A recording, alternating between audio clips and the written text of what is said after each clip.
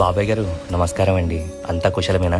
ఇప్పుడు మనం Nandyal check post నుంచి అటు నంద్యాలకి వెళ్లే మార్గమున ఇంకొంచెం ముందుకు వెళ్తే మధ్యలో నన్ను టోల్ గేట్ ఎదురవుతుంది. ప్రాపర్టీ దగ్గరలోనే కర్నూలు ఎయిర్పోర్ట్, ఎదురుగా రాక్ గార్డెన్స్.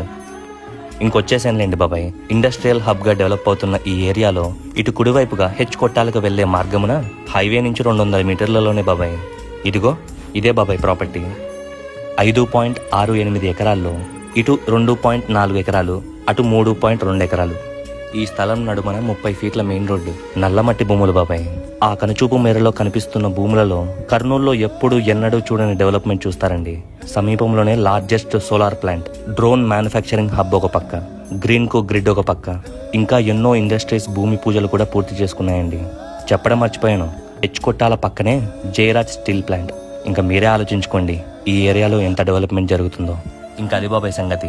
ప్రైస్ విషయానికి వస్తే ఓనర్ గారు ఎకరా 1,20,00,000 చెప్తున్నారు. బేరం ఆడదాంలే, ఆలోచించుకొని కబరెట్టండి. సరేనా మరి, ఉంటాను.